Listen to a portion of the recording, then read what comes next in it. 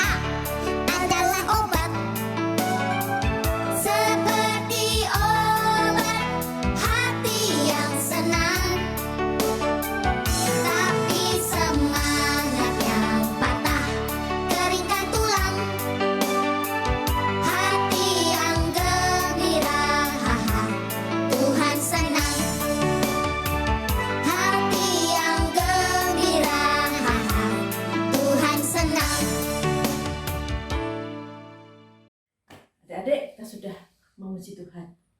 Sekarang kita akan berdoa sebelum kita mendengarkan firman Tuhan.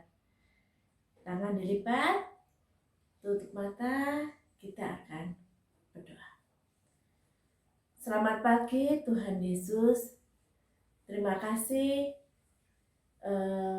kalau pada pagi hari ini Tuhan telah mengizinkan kami untuk mengikuti sekolah minggu. Kami bersyukur Tuhan, biarlah kami bisa mendengarkan cerita-Mu, kami bisa bersukacita, kami senantiasa bisa belajar. Firman-Mu itu menjadi tuntunan bagi setiap langkah hidup kami. Berkati kami semuanya pagi hari ini Tuhan. Bungkus kami dengan tangan kasih-Mu, sehingga kami bisa mendengarkan cerita ini dengan sebaik-baiknya. Terima kasih Tuhan. Di dalam nama Tuhan Yesus kami sudah berdoa. Amin.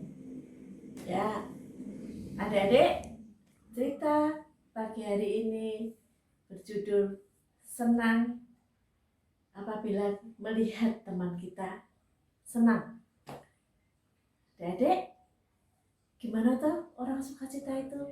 Orang sukacita itu ketika kita bayangkan ketika kita mendapatkan hadiah. Kayak kemarin adik-adik dapat hadiah Natal. Gimana rasa perasaannya? Waduh, senang ya, kita tersenyum lebar, kita senang banget. Rasanya bergembira. Kemudian ada saatnya adik-adik bisa merasakan apa? Sedih. Contoh sedih itu apa ya? Ketika mainan yang kita senangi hilang, diambil orang, kita merasa sedih. Wajah kita jadi berbeda ya dengan tadi perasaan senang, kita jadi agak gimana gitu. Ya ini sedih tuh kayak gini.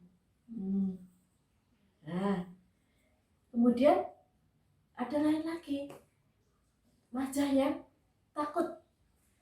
Seumpama adik-adik baru di rumah, tahu-tahu listriknya mati, gelap, adik-adik takut. Aduh, takut.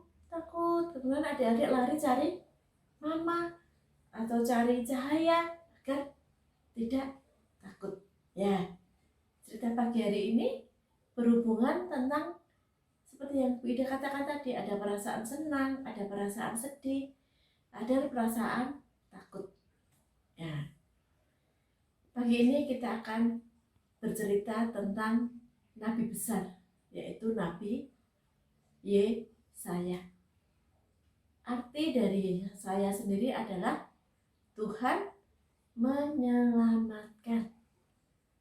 Tuhan menyelamatkan Nabi Yesaya dan lingkungan sekitar Nabi Yesaya, termasuk bangsa Israel. Ceritanya pada waktu itu bangsa Israel diserang oleh bangsa Asyur. Bangsa Israel mengalami kekalahan, adik-adik.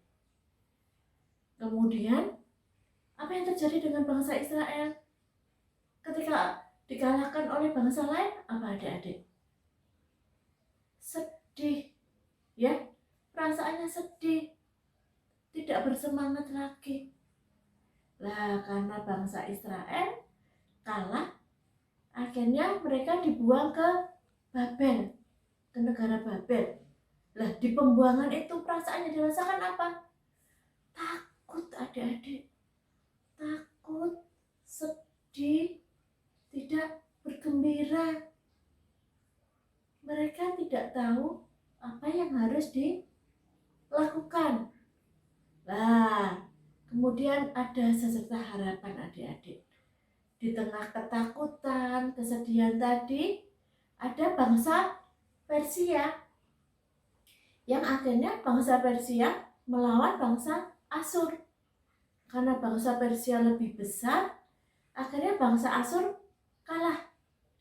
Lah, titik ini yang membuat, karena bangsa Asyur kalah, akhirnya bangsa Israel yang tadi dibuang ke Babel dikembalikan ke Yerusalem. Ya, setelah kembali ke Yerusalem, perasaannya apa, adik-adik tadi?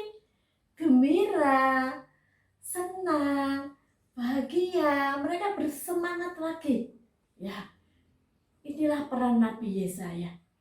Nabi Yesaya memberikan motivasi kepada bangsa Israel, memberikan semangat kepada bangsa Israel, memberikan kepercayaan kepada bangsa Israel bahwa Tuhan akan menyelamatkan bangsa Israel. Sehingga apa? Bangsa Israel menjadi bersemangat kembali untuk memulai kehidupan yang baru, yaitu bersemangat lagi untuk membangun bait Allah. Ya, itulah peran Nabi Yesaya, adik-adik. Jadi ya, diri saya berhasil memberikan semangat sehingga bangsa Israel kembali mengalami sukacita, mengalami gembira lagi. Ya, itulah cerita pada pagi hari ini, adik-adik. Jadi dari cerita ini, apa yang bisa kita simpulkan?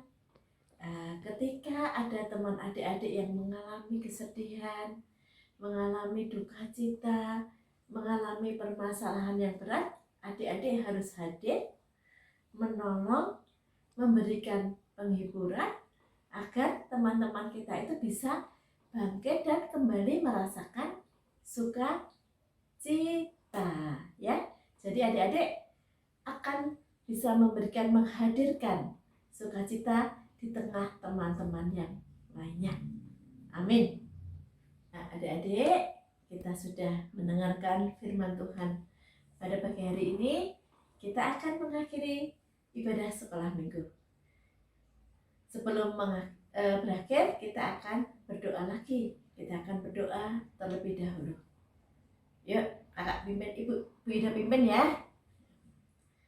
Terima kasih Tuhan, Engkau telah pimpin acara sekolah minggu pada pagi hari ini. Kami belajar agar kami bisa menolong teman-teman kami ketika mengalami kesusahan, agar mereka bisa bangkit untuk merasakan kegembiraan dan sukacita kembali. Terima kasih untuk pagi hari ini. Terima kasih untuk firman-Mu. Di dalam nama Tuhan Yesus kami sudah berdoa. Amin. Adik-adik, kita akan mengakhiri sekolah minggu pagi hari ini dengan satu pujian, burung pipit yang kecil.